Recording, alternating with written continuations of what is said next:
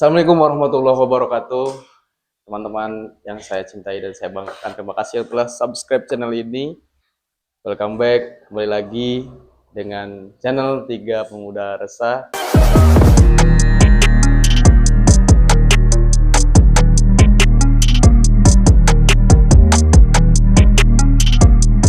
Dan hari ini kita akan podcast tentang bagaimana untuk menyongsong masa depan dengan 3 indikator yang harus kita punyai, yaitu emotional quality, intellectual quality, dan spiritual quality. Apa sih yang memang terdapat tadi 3 indikator itu sehingga kita bisa menyongsong masa depan 2045 yang dikatakan Indonesia Emas. Oke, bintang tamu hari ini kita kedatangan, ini abang saya, teman-teman, abang saya sendiri, sudah lama kenal kita bang ya. Saya bang, silahkan kenalan dulu bang. Baik, perkenalkan tanpa salam ya. Jadi nama itu Ahmad Husaini, biasa dipanggil Husain aja, nggak usah panjang lebar. Oke, ada sosial media yang mungkin ada bang, biar Ya, nanti teman-teman interaksi di sana gitu untuk kan. sosial media itu ya ada di IG. Boleh di-spill namanya bang? Kalau di IG itu namanya Ahmad Hoesen.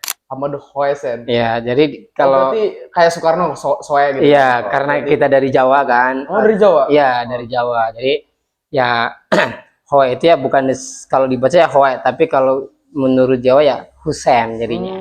Dari itu. Nah, itu teman-teman, boleh nanti Instagramnya itu Hoesen Hoesen 21. Hoesen 21. Oke, sebelum kita melebar tadi sesuai tema, kita perlu ulik dulu nih. Apa sih arti nama itu kan? Ya bang, pastinya ada arti kan Ya. dalam nama itu. Ya, jadi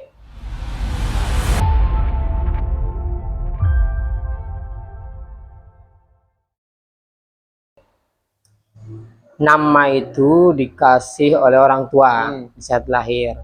Jadi namanya Ahmad Husaini. Ahmad Husaini. Ya, jadi ya kebaikan lah artinya kan. Jadi orang tua memberikan nama dengan Ahmad Husaini ya semoga anaknya itu setelah tumbuh besar itu menjadi orang yang baik. Orang yang berbakti lah kepada orang tua dan agama dan sebagainya gitu kan. Kepada negara, terus juga untuk harapan orang tua sih bisa membanggakan orang tua, bisa mengharumkan nama baik orang tua ataupun keluarga gitu kan, baik di dunia ataupun di akhirat. Karena nama Ahmad Husain itu ya nama yang sangat islami gitu kan, sama halnya ngambil dari cucunya Kanjeng Nabi itu kan, yang namanya Sayyidina Hasan dan Sayyidina Husain. Tapi ya ini cuma namanya aja gitu kan. Ya kan, ya mudah-mudahan orangnya juga gitu kan bang ya. Nah itu teman-teman. Ya itu harapan dari orang tua lah. Ya kita sebagai calon orang tua kan kelak nanti kan kita harus kasih nama yang terbaik buat anak-anak kita kelak. Karena memang ya saya sekelibet pernah dengar itu bang, bahwasanya nama itu adalah doa. Betul gak sih? Betul. Jadi orang tua itu harus mengetahui bagaimana caranya di saat mempunyai anak baru gitu kan, baru lahir itu harus dikasih nama, ya namanya itu yang sesuai, satu artinya bagus, terus buat anaknya itu ya tidak merasa minder dan sebagainya. Oh gitu. iya betul. Karena kebanyakan yang sekarang terjadi kayak dia tuh punya nama tapi dia gak bangga gitu dengan namanya gitu kan. Itu gimana tuh konsepnya? Misal saya namanya bisa dikatakan agak menyeleneh misal. Nah terus tujuan orang tua saya mengasih nama demikian karena punya arti memang kan. Oke. Jadi lebih jauhnya lagi gini misal, seberapa baik sih ketika memang kita mengasih nama kepada anak kita dalam segi agama atau memang dalam segi tren gitu, mana yang lebih baik bang? Ya lebih baiknya ya pertama karena kita selaku umat muslim gitu kan, otomatis kita harus melihat dulu gitu kan secara agamanya nama ini apakah ada artinya bagus atau tidak kan begitu. Jadi karena dengan orang tua memberikan nama kepada anaknya itu adalah bentuk satu, anak ini akan lebih baik ke depannya, bisa merupakan orang tua, dan dengan nama itu pun akan membentuk karakter si anak tersebut. Dengan namanya itu. Misalkan namanya Soleh gitu kan, otomatis kan secara arti soleh itu kan adalah anak yang berbakti terhadap agama Iya. ataupun orang tua. Betul. Otomatis kan menjadikan beban buat anaknya sendiri bahwa nama saya adalah artinya yang sangat bagus. Iya. Otomatis itu kan nanti akan menjadi karakter si anak itu besar nanti Betul. dengan nama itu. Mm. Adapun tadi anak yang namanya bagus, misalkan namanya apa ya? Nyeleneng lah gitu. Ya, namanya bagus dengan dari arti Islamnya, tapi Dia minder. dia bukan minder, justru tingkah lakunya jauh dari itu. Oh, itu kenapa tuh? Karena memang ya tadi kita bertolak belakang ya Bang ya. Iya. Tadi katanya nama itu bagian dari doa-doa yang bagus lah. Tapi kenapa ketika memang nama itu bagus, dia tuh bertingkah laku yang memang di luar konteksnya namanya dia itu? Kenapa tuh? Jadi untuk masalah nama tadi itu kan, ya orang tua itu berharap mengasihkan nama anak yang terbaik. Iya. Sesuai dengan artinya yang bagus, baik menurut Islam, baik menurut umumnya lah gitu kan, baik di artinya baik, namanya bagus dipanggil gitu kan. Tapi ya untuk masalah tadi namanya bagus, misalkan namanya Muhammad Ridwan, tapi tingkah lakunya tidak sesuai dengan nama artinya, itu ya kita nggak bisa menyalahkan kepada anaknya, dan kita nggak bisa menyalahkan kepada orang tuanya. Betul. Karena ya tergantung orang tua cara mendidik dan tergantung anaknya cara menanggapi didikan orang tua. Iya. Berarti bagian dari lingkungan juga mempengaruhi. Ya, lingkungan sangat mempengaruhi. Betul. Makanya khususnya seorang ibu gitu kan, yang merawat dia, melahirkan, bahkan merawat dari kecil sampai besar. Iya. Dari ya anak kecil itu ya besarnya mau jadi seperti apa tingkah laku dan sebagainya tergantung dari orang tuanya cara mendidik sebenarnya. Betul, sepakat. Nah, gitu teman-temannya, itu sangat apa ya, buat kita nanti kan kita bakal jadi seorang bapak. Ya dari sekarang ya kita harus mengetahui gitu kan, jangan asal kasih nama kayak memang orang anak kita suatu hari nanti bisa menerimanya juga gitu kan. Jangan asal juga gitu. Ya syukur-syukur ya kita notabene di sini kita agama Islam, ya lebih ke Islam ya. Cari di Al-Qur'an ya. Kalau enggak cari dari tokoh-tokoh yang memang cendekiawan kayak gitu ya. Kalau lebih simpelnya tadi namanya ini Apa? Rahman Rahim. Maaf, pengasih lagi mau penyayang. Iya. Namanya Rahman Rahim dan dipanggilnya Al-Fatihah. Malik kan. Al-Malik, iya karena budu, iya karena stain. Sitain.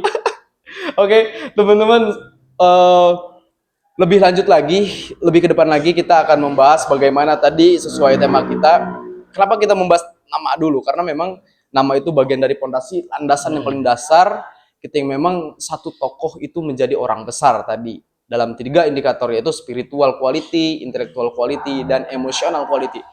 Mana nilai indikator ketiga hal itu yang paling besar, ya kan, berpengaruhnya untuk mencetak generasi atau pribadi yang lebih maju lagi, lebih beraktualisasi lagi menurut Bang Husen tadi.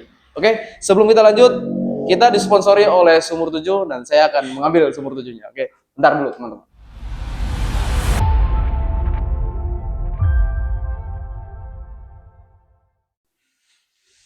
Oke, teman-teman, kita lanjut lagi bincang-bincang hangat pada sore hari ini di Gedung Perjuangan. Ya, ini tempatnya para ilmuwan muda tercipta. Gimana lagi kalau bukan di daerah Cipacung, Pandeglang, Banten. Generasi emas. Generasi emas. 2045. 2045. Bertema berkenaan dengan tema kita ya hari ini. Oke, podcast ini disponsori oleh Sumur 7 buat teman-teman. Boleh tuh kalau ada kegiatan silaturahmi aja ke pabriknya yang ada di Mengger. Ya. Oke, kita lanjut bincang hangat ini terkait dengan bagaimana sih generasi muda ini bisa menyongsong Indonesia Emas 45 dengan 3 indikator tadi, spiritual quality, intellectual quality, dan emotional quality. Mari kita tanyakan ke narasumber. Oke, yang pertama, terkadang gini, abangku, generasi masa muda sekarang itu banyak yang labil-labil mungkin. Iya. Mungkin dari faktor intelektual ataupun emosional yang kurang teratur, atau mungkin dari segi spiritualnya yang memang mereka tingkat spiritualnya itu bisa berubah dengan lingkungannya. Nah, berbicara tentang generasi muda sekarang yang labil gitu, bagaimana sih untuk mencetak para pemuda ini supaya 3 indikator itu ada dalam benak dirinya? Gimana itu? Jadi ya, Yang pertama intellectual quality itu mungkin. Ya, untuk memenuhi intellectual quality adalah suatu kualitas manusia ya. Betul?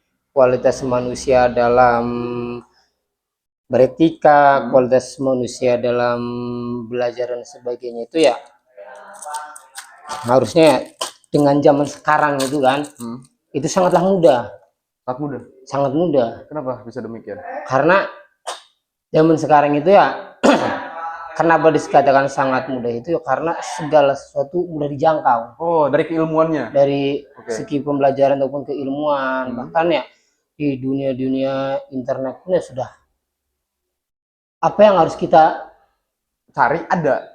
cari apa sih ada, dan sudah nggak menjadikan alasan buat kita untuk ya misalkan posisi jauh, posisi misalkan lagi sakit atau apapun gitu kan, dalam posisi rebahan pun kita bisa belajar. Oke. Berarti dalam untuk memenuhi segi intelektual pemuda ini bisa diambil dari segi faktor mungkin dari lingkungannya mungkin ya kan, terus dari segi mereka memperdalam keilmuannya. Berbicara tentang intelektual, terkadang yang sekolah pun ada yang pintar, ada yang enggak gitu. Nah, bagaimana untuk menanggapi hal itu? Jadi ketika memang si orang itu enggan dengan belajar gitu. Jadi setiap manusia itu mempunyai kelebihannya masing-masing, kualitasnya masing-masing, skillnya. Jadi kalau sebenarnya ya kalau kita berbicara pendidikan gitu kan untuk meningkatkan kualitas manusia dari segi intelektual itu ya harus melihat dari potensi si anak tersebut. Anak ini potensinya dari mana? Entah itu kan yang disebut sebenarnya yang disebut pintar ataupun cerdas itu bukan karena dia nilai matematikanya 90, Indonesia 30 90 gitu kan. Tapi yang disebut pintar ataupun cerdas itu ya sejauh mana skill dia yang bisa dikuasai. Baik misalkan anak ini hobinya di olahraga, otomatis berarti ya kecerdasannya di bidang olahraga, misalkan bola, renang ataupun sebagainya. Adalah suatu bentuk ya bentuk kecerdasan si anak itu, kualitasnya di situ. Karena memang kecerdasan orang-orang tuh berbeda ya kan? Berbeda-beda, tidak semuanya sama. Kalau misalkan semuanya dipukul rata dalam misalkan kecerdasan anak ini dipukul rata dalam segi ilmu pengetahuan matematika dan sebagainya, ya itu adalah bentuk suatu pemaksaan sebenarnya. Jadi karena kualitas manusia itu ya dengan berbeda-beda itu, ada yang di olahraga, misalkan ada yang di misalkan ilmu agamanya, ada yang di ilmu umumnya, itu tergantung dari bagaimana caranya seorang pendidik itu mengarahkan si anak didiknya untuk mencapai gitu kan. Iya, harus ini larinya kemana, ini potensinya kemana, kualitasnya kemana kan gitu. Sepakat dengan siswa-siswa yang ada di contoh luar negeri. Kita berkaca ke Jepang aja. Jepang itu kan waktu SD kita sekolah dasar aja Jepang. Beda dengan Indonesia yang sekarang kan. Kalau Indonesia kan misal sekolah dasar atau MA lah katakan. MTS-nya SMP mungkin bisa MTS bisa SMP. Terus di SMK-nya SLTA-nya SMA bisa SMK bisa MA. Tetapi berbeda dengan Jepang. Contoh dari SD dia misal ke teknik, SMP dia teknik, sampai ke kuliahnya dia teknik. Nah, alhasil ketika mereka wisuda lulus dari perkuliahannya, mereka jadi orang teknik gitu kan. Nah, itu mungkin apa ya, bisa aja generasi muda sekarang yang memang lagi mengemban ilmu pendidikan itu menjadi salah satu tokoh yang memang bisa menyongsong Indonesia Emas 45. Ya itu. Ya sebenarnya ada yang jadi bahan pertanyaan saya gitu kan. Untuk masalah Indonesia Emas tahun 2045 itu kan di umur 1 tahun ya. Indonesia itu 1 abad. 100 tahun ya. 100 tahun. Yang jadi pertanyaan saya ya,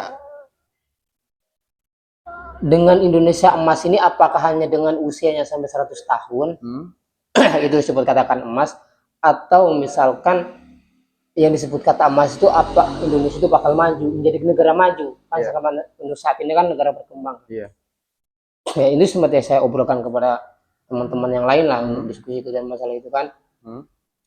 Kalau misalkan di situ hanya Indonesia Emas di tahun 2045, kalau secara angka berarti hanya umur Indonesia merdeka kan, 100 tahun itu. Tapi kalau misalkan ada indikator yang lain dari selain dari angka 100 tahun itu ya, berarti kan ada capaian yang lain, apakah ini Indonesia menjadi negara maju atau dari pendidikannya Betul. maju atau dari segi ekonomi dan yang lainnya itu maju kan begitu. Ada targetnya. Otomatis kan untuk menjadi Indonesia emas itu kan dari segi pendidikan dan sebagainya, otomatis kan dari sekarang nih Iya. untuk menjadikan suatu kemajuan Indonesia nanti di 2045 itu. Jadi harus dari sekarang, baik dari generasi anak muda sekarang otomatis kan akan menjadi generasi ke depan. Iya. Maju mundurnya Indonesia kan di situ. Betul. Posisinya. Jadi ya pemudanya dari sekarang, cara mendidiknya harus bagaimana, metode pendidikan, kurikulum sebagainya itu harus diterapkan, persiapkan dari sekarang. Iya. Apa yang menjadi kebutuhan Indonesia dari segi pendidikan misalkan. Jadi ya bukan dari dia masuk kuliah lah terus di apa ya dipupuk ataupun terus fokuskan dituntut gitu kan untuk belajar, tapi dari usia dini, dari usia TK, PAUD, SD, SMP, SMA, bahkan sampai perguruan tinggi itu ya sudah diterapkan yang namanya pendidikan, bagaimana caranya supaya si anak ini ya bisa mencapai cita-cita Indonesia emas itu dari segi intelektual. Berarti kan otomatis kalau dari segi intelektual itu berbicara di ranah pendidikan ataupun sekolah itu ya harus benar-benar si tenaga pendidiknya itu ya mengarahkan muridnya atau siswanya itu kepada arah yang sesuai dengan potensi si peserta didik.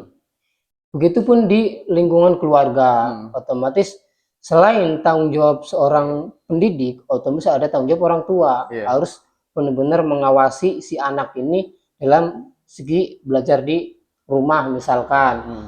Kayak contohnya apa yang si anak ini dapat dipelajari selama di sekolah, ya di rumahnya harus ditanyakan kembali oleh orang tuanya. Jadi ya di follow up lah. Jadi nggak bisa misalkan seorang guru itu memberikan pembelajaran kepada si peserta didik, tapi si orang tuanya mengabaikan karena tanggung jawab. Itu yang terjadi sekarang itu.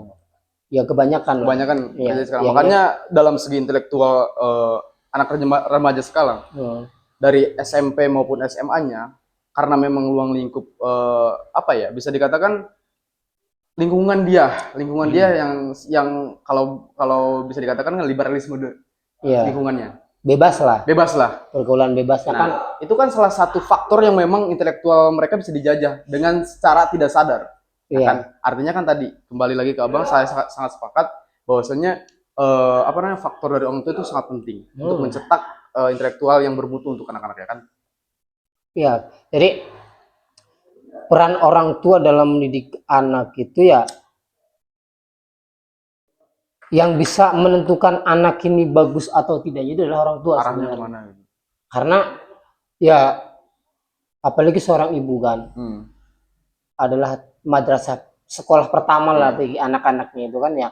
Disitulah letak bagaimana caranya orang tua itu bisa mendidik anaknya baik secara etika, secara pemikiran atau secara potensi dia arahnya kemana itu dari orang tua. Karena di situ ada keterbatasan mungkin gitu kan dari orang tuanya itu ya ada kekurangan gitu kan, otomatis kan diserahkan kepada orang yang mumpuni dalam segi mendidiknya kan. Jadi itu kan ada kesepakatan lah antara tenaga pendidik dengan orang tua. Kesepakatan anaknya ini dididik atau diajarkan gitu kan kepada orang lain. Segala sesuatu apapun yang diarahkan oleh tenaga pendidik itu ya orang tua harus siap menerima. Sepakat. Karena ya orang tua sudah melepaskan dan menyerahkan dan mengizinkan anaknya untuk dididik oleh orang lain. Betul. Jika ada apapun alasannya ya jika itu sifatnya untuk mendidik yang nggak jadi soal. Nah, ya teman-teman sangat sepakat dan teman-teman juga pasti udah tahu banyak banget kasus-kasus yang memang orang tuanya melaporkan si gurunya. Karena ya tadi kembali lagi ketika memang orang tuanya sudah mengizinkan ya logika aja gini. Ya saya bisa katakan tolol gitu kan. Orang tua yang mengizinkan anaknya untuk sekolah, artinya full dalam waktu sekolah itu tanggung jawab gurunya. Mau digimanain ya kan. Ya sekarang terjadi teman-teman, ya contoh kecil cuma dimarahin sama guru sampai ke jalur hukum. Itu kan apa ya? bobroknya pendidikan kita gitu, bobroknya pendidikan orang tua wali murid mungkin bisa dikatakan gitu kan. Jadi ya pesan khusus buat orang tua yang di luaran sana, ya lebih-lebih bijak lah. Guru itu mendidik anak kalian tuh supaya pintar, janganlah dibodoh-bodohin oleh tingkah laku orang tuanya yang tidak bijak, begitu kira-kira ya. Nah itu, jadi nilai intelektual untuk membentuk remaja sekarang untuk menyongsong masa depan Indonesia Emas 45 itu sangat penting. Tadi dasarnya harus bener-bener di ranah yang memang ini khusus buat intelektualnya, gitu kan? Iya, Karena memang saya sepakat karena tadi kecerdasan seseorang itu berbeda-beda kan. iya, Kecerdasan seseorang itu berbeda-beda, tapi setiap orang itu pintar, hakikatnya pintar. Yang membedakan cara melatihnya, betul nggak? iya, Misal saya melatih dengan olahraganya, ya saya pasti cerdas di olahraga kan. Misal abang ini melatih dengan keilmuan yang lain, ya pasti cerdas dengan keilmuan yang lainnya, begitu kira-kira.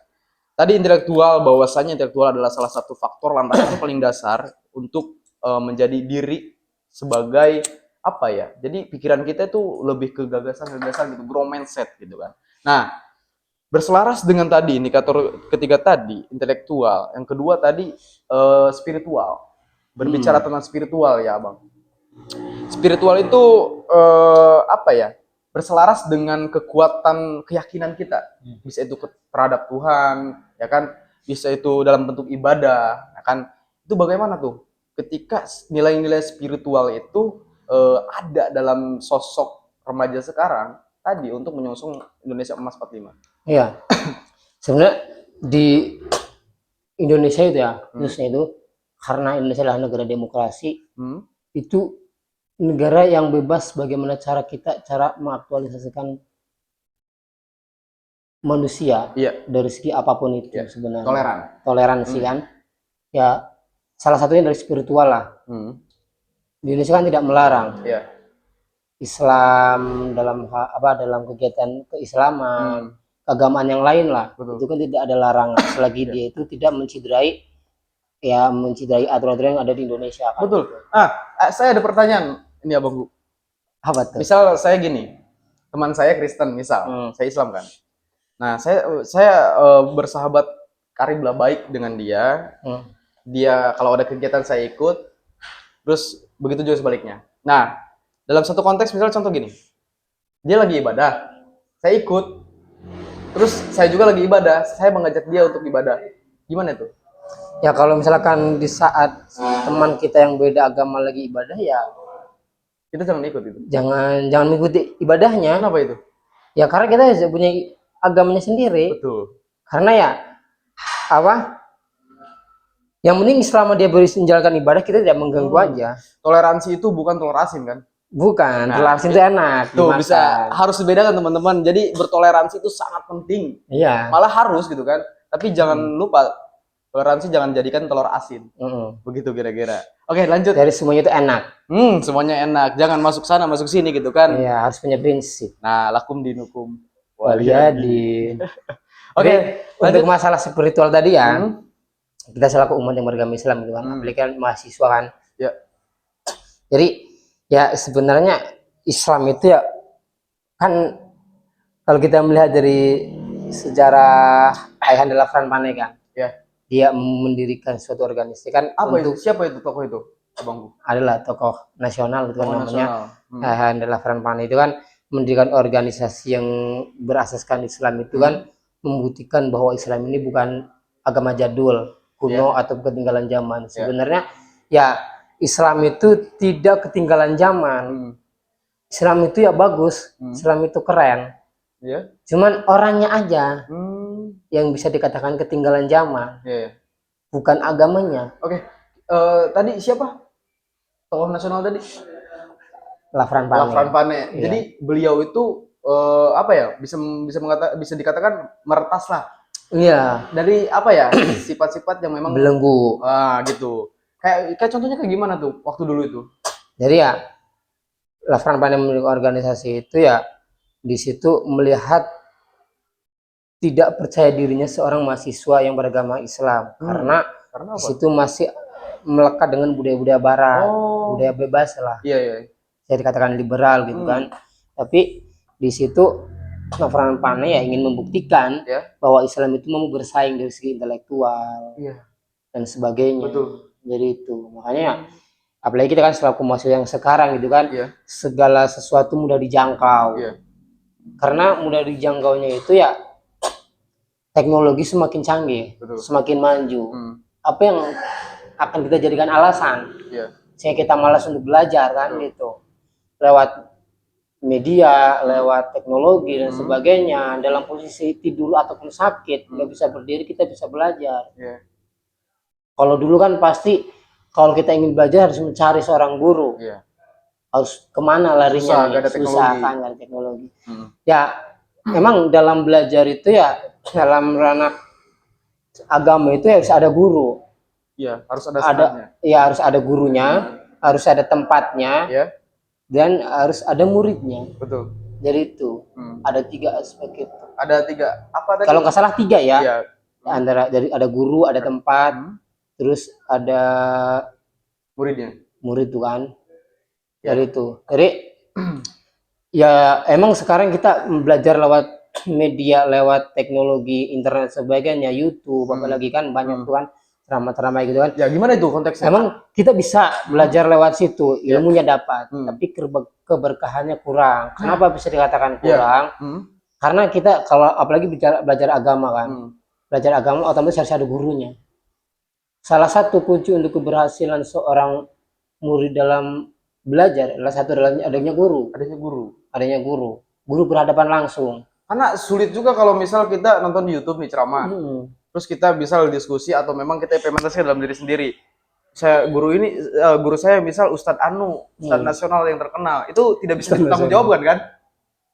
Yang gimana itu? Maksudnya dalam di YouTube misalkan. Misal saya denger YouTube bahwasanya misal keilmuan agama misal apa ya bisa dikatakan dalil ini bla bla bla bla misal. Nah, terus kita pelajari nih hasil dari nonton YouTube. Nah, gimana itu? Karena memang tadi kalau kita mengulik ilmu agama kan kita harus punya guru kan.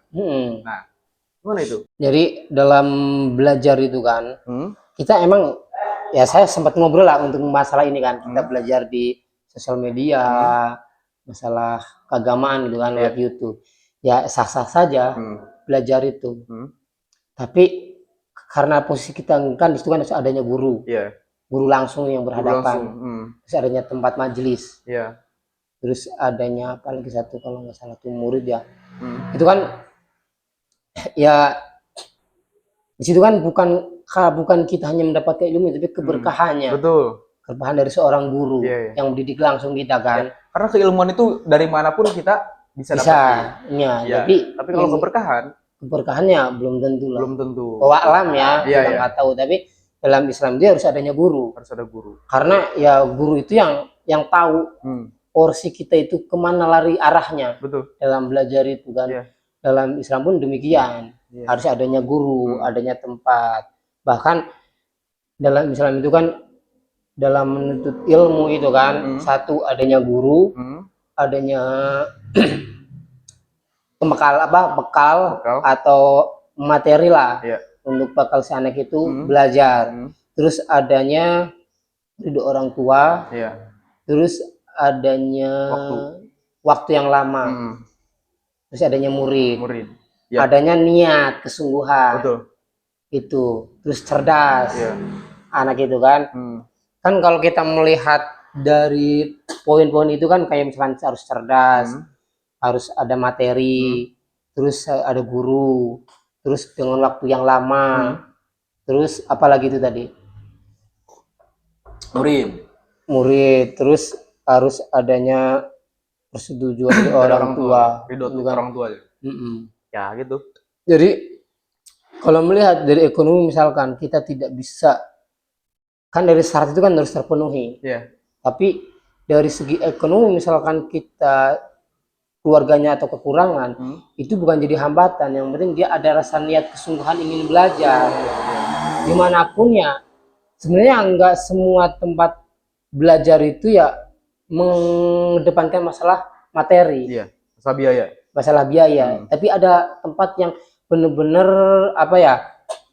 ikhlas lah. Bisa dikatakan ikhlas tanpa ada pungutan biaya dalam belajar. Tapi penting juga sih ya kiranya kita gini. Kita menuntut ilmu misal masalah ilmu agama. Kita sekiranya kalau tadi masalah biaya gak ada atau apapun itu gak ada gitu kan, tapi tetap kita harus punya apa ya? Punya bekal untuk memang kita ya tadi makan gitu kan, untuk beli apapun yang memang dibutuhkan gitu kan, gitu. Jadi ya yang paling penting mungkin yang pertama niat kita. Niat dulu kan, niat kesungguhannya itu. Karena memang kalau udah niat tekad banget, ya itu mah masalah biaya nggak jadi masalah. Nggak jadi masalah. Soalnya kan ya yang disebut biaya-biaya itu ya bukan biaya, ya otomatis kita harus memberikan sesuatu kepada seorang guru kan. Iya. Tapi di saat kan ada guru-guru agama yang tidak mematok kepada masalah biaya. Yang penting anak ini satu, dia mau belajar, mau ngaji, ada kesungguhan. Terus untuk masalah biaya ya lebih baik mengutamakan untuk kebutuhan sehari-hari. Misalkan beli buku ataupun beli dan sebagainya, peralatan buat belajar lah. Itu yang diutamakan. Terus kesungguhan, terus waktunya yang lama, waktu lama gitu kan dalam belajar itu enggak waktu singkat. Karena belajar itu ya nggak ada yang sesimpel dan nggak ada yang semudah apa yang kita membalikan telapak tangan, membolak-balikan telapak tangan. Karena ya manusia itu kan ada yang ada yang cerdasnya, ada yang atas, ada yang lambat. Itu terus kan itu ada syarat harus cerdas. Yang disebut harus cerdas itu ya bukan pas dia masuk belajar, masuk ke suatu tempat untuk belajar itu harus cerdas, enggak. Jadi dalam belajarnya itu, dari misalkan dia lambat dalam belajar, jadi sejauh mana dia belajar pasti ya dia saat dia bersungguh-sungguh dalam belajar atau misalkan jadi orang cerdas. Betul. Bukan dia baru masuk langsung cerdas. Cuman perjalanan prosesnya menuju kecerdasan itu. Kan belajar itu ya pokoknya ya menghilangkan kebodohan. Kan? Jika ingin menghilangkan kebodohannya harus belajar. Di saat belajar ya pasti akan cerdas. Nggak ada orang yang nggak belajar tapi cerdas. Berarti kita harus menikmati prosesnya. Ya prosesnya itu harus ada yang cepat, ya kan, ada yang lambat gitu kan. Jadi ya ada kelebihan, ada kekurangan lah bagi manusia itu kan. Nah, ketika memang kita sudah mencari ilmu masalah mencari ilmu agama gitu kan, insya Allah spiritual kita kepada Tuhan kita akan kepada agama akan terbangun. Sepakat teman-teman. Jadi sangat-sangat penting spiritual itu karena apa ya? Bisa dikatakan itu bagian dari patokan hidup kita, ya kan? Kalau kita tidak memiliki keyakinan bahwasanya kita dalam lindungan Tuhan kita gitu kan, dalam pertolongan Allah Subhanahu wa taala. Ya kayak gimana gitu, kayak ngambang aja gitu hidup ya kan. Nah, untuk mencari keyakinan itu kan kita harus mencari ilmunya gitu kan. Kita harus mencari ilmu bagaimana kita implementasikan di kehidupan sosial kita tentunya ya. Kayak nih yang tadi ya itu masalah seorang tua menyerahkan anaknya kepada tenaga pendidikan. Itu kayak kesepakatan kan. Dalam kitab taklim pun ada dijelaskan. Gimana itu? Jadi ada sahabat Nabi kan Sayyidina Ali itu mengatakan ya dalam mengagungkan guru itu kan otomatis kita mengagungkan ilmu. Mengagungkan ilmu itu ya menghormati pada sang guru. Jadi poinnya itu ya saya menjadi hamba saya orang yang telah mengajariku satu huruf.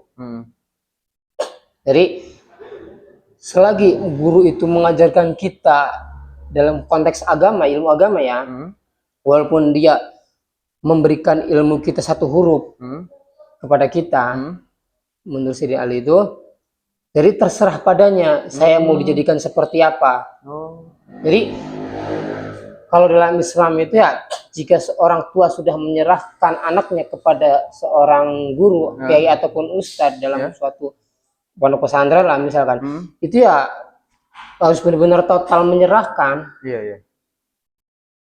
mengagungi ilmu ya, karena di situ ada seorang guru yang harus kita hormati. Dari awal juga kalau orang tua sudah menyerahkan, artinya sudah yakin bahwa ke gurunya itu kan? Iya, udah percaya bahwa guru ini mumpuni dalam mendidik anak sendiri kan, anak seorang tua itu. Jadi ya sayalah menjadi hamba saya bagi orang yang telah memberikan saya ilmu satu huruf. yang mengajari ke satu huruf. Iya. Kata saya Dini Ali. Hmm. Jadi terserah padanya saya mau dijual, dimerdekakan ataupun menjadi hamba sahaya atau jadi hambanya. Berarti kan ya di saat sudah menjadi seorang murid dari seorang guru, otomatis anak si murid ini ya terserah gurunya. Harus patuh juga gitu. Harus patuh. Iya. Karena di situ kan akan menimbulkan keberkahan. Masya Kenapa Allah. disebut patuhnya itu ya karena orang itu sudah menyerahkan Iya. sepenuhnya. Iya. Kalau misalkan tadi ada yang apa ya negatif atau mau melaporkan ya berarti itu ada apa ya, ada sedikit permasalahan dari pihak keluarganya kan begitu, yang tidak terima. Berarti ngapain kalau misalkan anak dididik dengan demikian orang tua tidak terima, ya lebih baik bawa pulang aja. Iya. Dididik sendirilah. Betul. Gak usah dikasih ke orang lain. Iya. Jadi itu dalam kitab taklim pun dibahas. Jadi Sayyidina Ali itu ya itu udah membahas gitu kan. Jadi terserah pada gurunya yang memberikan ilmunya. Mau dia mau dijual ke, atau mau dimerdekakan atau menjadi hambanya. Itu ya terserah gurunya. Karena kita sudah ikhlas. Makanya orang tua itu kalau bisa mendidik, menyerahkan anaknya kepada seorang guru dalam konteks agama, itu harus benar-benar ikhlas. Ikhlas total lah, jangan ikhlas tadi enggak karena yang enggak mau dimanja. Jadi itu harus benar-benar total gitu. Makanya sangat disayangkan gitu kan, dengan zaman sekarang banyak kasus-kasus ustadz yang dilaporkan ya, kayak kemarin itu kan yang di Jawa Barat. Di Jawa Barat tuh. Itu kan seorang ustadz yang dilaporkan. Itu ya bentuk apa ya, kebobrokan di zaman sekarang sebenarnya. Kenapa disebut kebobrokan zaman sekarang? Ya karena ya mungkin bisa dikatakan lingkungan ataupun dari keluarganya dan sebagainya, nggak tahu alam gitu kan, yang menjadi dampak sehingga banyak orang-orang seorang ustadz itu dilaporkan gitu kan kepada pihak yang berwajib, padahal ya posisi orang tua itu sudah menyerahkan terhadap anaknya. Jadi itu dan kita sudah dibahas. Jadi itu ya salah satu anak ini berhasil ya seperti itu. Makanya kenapa harus harus diserahkan kepada seorang guru ya, karena ya itu udah ikhlas tadi. Dan ya benar.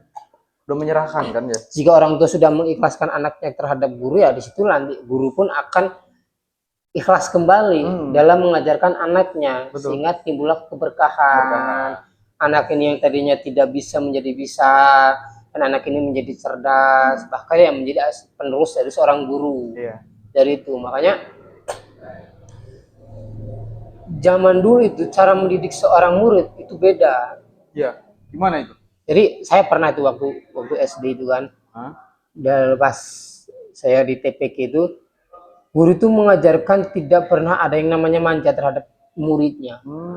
Jadi saat kita hafalan mau setor itu, yang namanya pukul atau memukul ataupun apapun itu ya bentuk, bukan artian guru itu benci, tapi bentuk hukuman kita karena tidak serius dalam belajar. Sepakat. Sedangkan di situ kan ada waktu-waktu yang diberikan oleh guru untuk menghafal, untuk belajar. Tapi kenapa kita nggak bisa memanfaatkan? Karena memang guru pun apa ya demikian, karena pengen murid itu pintar gitu kan, paham sesuatu gitu kan. Karena guru ini ya paham terhadap karakter si muridnya itu. Kalau dalam belajar di pondok pesantren gitu kan. Makanya saya tuh dulu waktu usia 6 tahun lah, 7 tahun itu belajar itu ya yang namanya bukan artian kita menjelekan seorang guru ya, yang namanya hukuman-hukuman bentuk masih ada. Misalkan pukul itu masih ada, bahkan setiap kita sedang menghafal nih, menghafal apapun itu, tangan itu sudah seperti ini. Saya pernah ngerasain itu, Bang. Bukan artian guru itu benci, tapi karena kesalahan kita sendiri. Sudah diberikan kesempatan waktu dalam menghafal, untuk belajar, tapi kita nggak menggunakan itu. Otomatis kan setiap apa yang kita langgar otomatis ada hukumannya kan. Jadi kan begitu. Itu pun ya nggak orang tua nggak tahu, orang tua pun tahu. Bahkan ya setiap ada perkumpulan orang wali murid itu, wali santri atau wali murid itu ya disampaikan kepada orang bahwa anaknya seperti ini, peraturan ini seperti ini. Jika orang tua tidak sepakat dengan aturan yang ada di pendidikan di di pendidikan ini, ya Sangat udah keluar. silahkan untuk ambil anaknya gitu. Itu Dari teman-teman. itu. Jadi sangat kontras banget dengan pendidikan yang sekarang, maupun itu di agamisnya ya kan, maupun di pendidikan nasionalnya teman-teman. Jadi ya ini pesan khusus buat apa ya, orang tua, wali murid yang bisa dikatakan memondokkan anaknya gitu kan. Jadi kalau orang tua ini sudah ikhlas, sudah menyerahkan kepada ustadz atau kobong atau pondok pesantren apapun itu, ya jangan diungkit ketika memang punishment yang diberikan oleh satu lembaga, misalkan satu pesantren itu, jangan jangan sampai dilaporkan kayak gitulah, karena kalian itu orang tua sudah menyerahkan sepenuhnya kepada kiai atau ustadz atau guru tadi. Jadi bisalah diobrolkan dengan sebaik mungkin ya, karena tadi sangat kontras perbedaan didikan zaman dulu dengan didikan zaman sekarang itu sangat kontras. Sekarang remaja-remaja yang melenyap-melenyap kayak manja kayak gitu, itu kan Beei. beui, bahasa Manesna beui gitu teman-teman ya. Nah itu teman-teman, tadi intelektual sudah kita kupas, spiritual sebagai jaminan kita keyakinan terhadap Tuhan kita sudah kupas sebagai implementasi di kehidupan. Yang terakhir, bagaimana ketika kita sudah mempunyai kepintaran, kita sudah mempunyai ilmu dari spiritual agamis tadi, bagaimana caranya kita implementasikan dalam kehidupan sehari-hari dalam indikator emotional quality. Karena memang kebanyakan remaja zaman sekarang ya Bang ya, kayak mudah amarah, terus tidak tahu situasi. Contoh kayak gini, misal saya misal masuk ke kumpulan orang-orang, ada dua kumpulan aja. Contohnya ada dua kumpulan orang-orang nih. Kumpulan orang pertama saya masuklah, lagi gitar-gitaran, maaf ya, lagi mabok misal, terus lagi gapleh atau misal negatif-negatif lah. Nah, sebagai apa ya, sebagai kita sebagai remaja, apakah kita harus mengikutinya atau memang kita harus menjauhinya gitu kan. Nah itu tingkat emosional kita dilatih di situ ya kan. Oke, silakan Bang, mungkin ada penjelasan. Jadi jika kita sudah ini ya, jika kita sudah mempelajari yang namanya satu ilmu agama, yang kedua intelektual baik secara umum ataupun agama, ya, semakin kita belajar, semakin kita memperdalami itu dalam ilmu agama konteksnya itu, justru kita bukan merasa paling pintar, bukan merasa paling bisa, dan bukan merasa kita yang paling ahli. Justru disitulah bentuk kesadaran kita selaku manusia. Bentuk kesadarannya seperti apa? Karena ya bentuk kesadarannya ya bahwa oh semakin kita memperdalami ilmu, semakin bodoh ternyata, bukan semakin pintar. Semakin banyak yang harus dicari gitu. Iya, semakin banyak harus kita dicari. Karena kenapa semakin bodoh? Karena ya sejauh manapun kita dalam mencari ilmu, otomatis nggak ada finishnya selain dari habisnya hilangnya napas atau hilangnya nyawa, sampai ke liang lahat. Karena ada yang banyaklah orang yang cukuplah kita belajar sampai di sini, sudah waktunya kita mencari cuan kan, begitu kan bahasanya. Padahal nggak ada itu ya, nggak ada sebenarnya. Kalau misalkan logikanya seperti ini, kalau kan mencari ilmu itu semenjak kita lahir sampai ke liang lahat, sampai kuburan kan, sampai ditanam lah kita kan di bawah tanah gitu kan.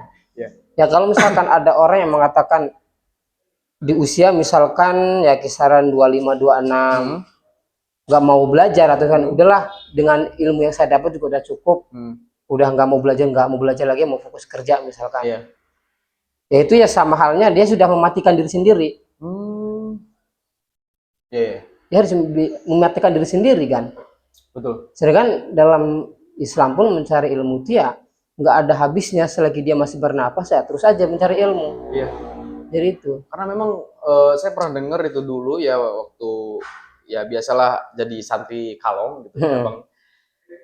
Ketika ilmu kamu tidak diamalkan, itu ibaratnya pedang yang akan membunuhmu. Iya, jadi ilmu itu ibarat pisau. Semakin kita diasah, semakin tajam ilmu kita. Betul. Semakin kita tidak diasah ya semakin tumpul. Semakin bodoh gitu kan. Iya, semakin bodoh lah kalau kita manusianya kan. Kalau misalkan kita ilmu yang kita dapat, yang sudah kita amalkan, yang sudah kita dapat, yang kita benar-benar raih gitu kan, jika tidak diamalkan nanti akan kembali kepada diri sendiri. Karena hakikatnya ilmu itu adalah makhluk yang diberikan oleh Allah kepada manusia. Betul. Ilmu itu kan. Jadi kita diamanahkan oleh Allah untuk menyampaikan ilmu yang apa kita dapat. Iya. Sebenarnya sekecil apapun itu ilmu harus diamalkan. Dan orang yang sudah mendapatkan ilmu, baik ilmu agama ataupun ilmu umum, itu ya harusnya dia udah paham. Iya. Paham, dia harus paham dalam kesadaran dirinya selaku manusia, terus kesadaran dalam lingkungan, kesadaran dalam sesama, bahkan kesadaran bahwa dia adalah makhluk Allah Subhanahu wa taala. Jadi ada 4 itu. Sadar diri terhadap diri kita sendiri. Jadi karena untuk mencari jati diri sendiri ya bukan karena kita harus ngelamun dalam tahapannya, bukan cuma nggak ngelamun, tapi karena kita sudah memperdalami ilmu yang kita dapat, otomatis itu kita akan mengetahui jati diri. Oh, saya di sini gitu kan. Iya, jati diri saya itu seperti apa dan harus bagaimana kan begitu. Betul. Makanya dalam konteks itu kan kita bisa menilai orang lain tapi tidak bisa menilai diri sendiri. Kekurangan kita di mana kan? Justru dengan kita semakin memperdalami ilmu, harus kita semakin menilai, mengoreksi diri sendiri. Betul. Sejauh mana kemampuan kita dalam kebaikan. Jika kita sudah bisa mempelajari diri sendiri, bahkan mensadarkan diri sendiri, kekurangan dan kelebihannya saya mana, disitulah kita akan bisa menghormati yang namanya sesama manusia. Jadi kalau misalkan manusia masih ada sifat iri, dengki, dendam terhadap sesama manusia, itu berarti belum bisa mengetahui dirinya sendiri. Belum aktualisasi diri ya? Iya, belum bisa ngaji diri dan sebagainya. Jadi dengan kita mempelajari ilmu yang kita dapat, yang kita pelajari itu ya harusnya itu buat kita sendiri. Betul. Karena dengan mempelajari ilmu itu kita itu satu untuk kebutuhan kita sendiri, untuk menghindari dari hal-hal keburukan. Tujuannya kan tadi untuk mendekat diri kepada Allah Subhanahu wa taala. Sebenarnya kalau dalam konteks ini ya pengamalannya gitu kan, bukan artian kita mempunyai ilmu, kita so jago, so pintar, so ahli, bukan seperti itu. Betul. Terus juga dalam konteks lingkungan ya, jika kita sudah memperdalami ilmu ya otomatis kita akan menjaga dan merawatnya lingkungan lebih bijak terhadap misalkan tumbuhan, terhadap hewan, bahkan alam semesta inilah kita bisa merawat dan menjaga. Jadi percuma kalau misalkan ilmu kita tinggi dan sebagainya tapi kita nggak ada rasa merawat dalam lingkungan. Terus adanya kita dari sama manusia, diri sendiri, lingkungan, dan kepada Allah. Sehingga kita bisa mencari jati diri sendiri sudah dapat, sudah tercapai, ketemu, dan bisa menghargai sama manusia, bisa menghargai lingkungan. Ya secara tidak langsung tanpa kita sadari. Betul. Itu akan mendekatkan diri kepada Sang Maha Kuasa. Masya Allah. Jadi gitu teman-teman. Sangat-sangat kompleks ya. Jadi 3 indikator yang memang kita bahas hari ini, tadi awalnya intelektual, terus spiritual kita, dan pada akhirnya tingkat aktualisasi dalam segi emosional kita akan terbangun. Tadi contohnya kayak misal kita perkumpulan, bukan kita masuk dalam perkumpulan negatif, kita terbawa dalam lingkungan negatif, tapi kalau kita punya ilmunya, kita punya intelektual yang mumpuni, artinya kita lebih bijak. Nah, masuk ke dalam lingkungan itu bukan kita mau ikut, tapi merubahnya. Iya. Gitu kira-kira ya. Jadi untuk dalam Islam itu kan ada yang namanya sabar. Sabar. Sabar. Saya lupa lagi gitu kan dari kitab apa tuh. Cuman di situ ada 3 tingkatan sabar. Apa itu? Sabar diam, sabar mengerjakan, ada sabar menghindar. Sabar diam tuh kayak gimana? Sabar diam itu di saat kita ada yang menghina kita, ada yang memfitnah, ada yang mencela kita. Kita diamnya itu bukan karena kita takut. Diam takut bukan, tapi kita nggak mau melawannya, nggak tahu membalasnya. Karena tapi tingkat emosional kita udah terbangun. Iya, jika kita sabarnya sudah melaksanakan sabar diam, ya kita cukup balas dengan senyuman, dengan hal baik. Di saat ada yang menghina, memfitnah, ya kita balasnya dengan kebaikan. Tapi itu gak mudah juga ya. Ya, emang harus butuh proses. Butuh proses. Jika kita ingin Ya belajar pun harus ada prosesnya Iya, kan gitu. sepakat. Itu kan belajar untuk mencapai suatu keberhasilan kan ada kesabaran Iya. di situ kan, dalam sabar kita menahan lapar, sabar kita dalam menghadapi aktivitas yang kita hadapi atau misalkan sakit dan sebagainya. Iya. Itu ada prosesnya. Itu sabar diam. Jadi apa yang orang akan siapapun orangnya akan menghina kita, mencela kita atau memfitnah kita, ya kita diam aja, nggak membalasnya dengan keburukan itu. Justru kita mendoakanlah kepada orang yang menghina kita, misalkan balasan dengan kata-kata yang baik dan bahkan mendoakan. Kalau sabar menghindar, di saat ada sabar menghindar, misalkan kita dalam suatu perkumpulan ada yang perbuatan yang negatif lah, kita negatif, berarti kan umum loh yang nilainya itu negatif ya kita menghindari, jangan mengikuti. Apalagi kalau remaja sekarang, mohon maaf gitu kan, kayak minum-minuman keras gitu kan, itu artinya sabar menghindar masuk ya? Masuk sabar menghindar. Jadi pergaulan bebas lah. Ada yang namanya pergaulan bebas, perkumpulan itu ya walaupun itu kita sedang dekat dengan ada teman dekat di situ ya, karena kita udah tahu ya kita lebih baik menghindar. Jangan mengikuti. Walaupun kita misalkan di dalam suatu ini ada pergaulan bebas misalkan, sedang kita cuma nggak ikut, cuma nonton doang, sama halnya kita ke bawah, kan gitu. Iya, artinya kan kita harus menghindar kan? Ya bener ya, harus kita pergilah kemana gitu kan. Bukan artinya kita nggak menghargai teman dekatnya, tapi lebih baik diri harusnya teman dekat yang harusnya menghargai. Nah, itu jadi pesan buat teman-teman kalian yang mau ngajak mabok, ya, yang mau ngajak mabok di judol kayak misal negatif hal lainnya yang di lingkungan apa ya, perkumpulan remaja sekarang, pergaulan bebas lah. Pertama, teman kalian harus menghargai teman yang tidak misal minum-minuman keras. Nah, yang tidak minum-minuman keras juga harus menghindar. Nah, jadi jangan ada sekatan tuh. Misal saya punya teman, nah terus teman saya menawari suatu hal negatif misal. Nah, saya itu harus menghindar. Begitupun juga teman saya itu harus sadar, harus menghargai bahwasanya saya ini tidak melakukan hal demikian. Iya kan? Kita menghindar, tidak ikut campur. Iya. Kalau misalkan nih dalam perkumpulan itu ada yang pergaulan bebas atau hal apapun itu ya, ada teman yang kita menghindar nih. Dia menghindar dari lingkungan itu bukan marah terhadap teman yang lagi melakukan hal negatif, karena melindungi diri kita. Karena melindungi diri sendiri. Dan ya teman dekat yang sedang negatif itu ya jangan menyalahkan dia.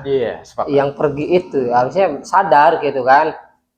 Menghargai itu bukan kita harus ikut minuman, bukan harus kita menemani di situ, enggak, harus kita menghindar. Betul. Terus ada yang sabar mengerjakan. Nah, apa itu? Sabar mengerjakan itu salah satu kecilnya dalam sholat. Jika kita sudah waktunya sholat, segeralah kita menjalankan sholatnya. Di saat kita sudah punya harta banyak, otomatis kita harus segera bersedekah. Jangan menunda-nunda. Jadi itu untuk sabar dalam mengerjakan hal kebaikan. Iya, berarti kita ketika memang azan nih kan, karena udah sangat jelas ya, abangku, dalam azan itu kan ada dua kalimat yang memang hayya 'alas shalah, ya kan? Hayya 'alal falah. Artinya kan mari kita sholat, mari kita meraih kemenangan kan. Artinya ketika kita sholat, insya Allah ya, kemenangan hal apapun pasti kita raih. Jadi tadi sabar mengerjakan itu ya kita harus sabar. Dan kita harus mengerjakan ya kan. Makanya tadi perihal sholat gitu kan.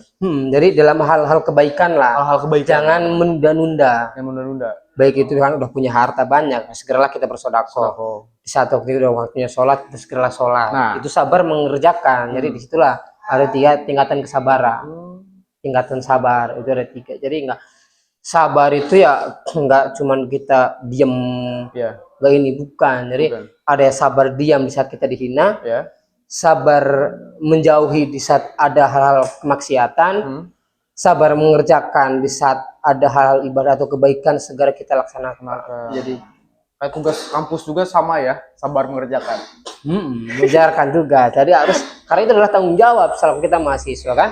Iya, jangan sabar mengerjakan tapi kita nangis, jangan ya guys. Tetaplah sabar, karena sabar itu satu kata yang memang sulit diimplementasikan.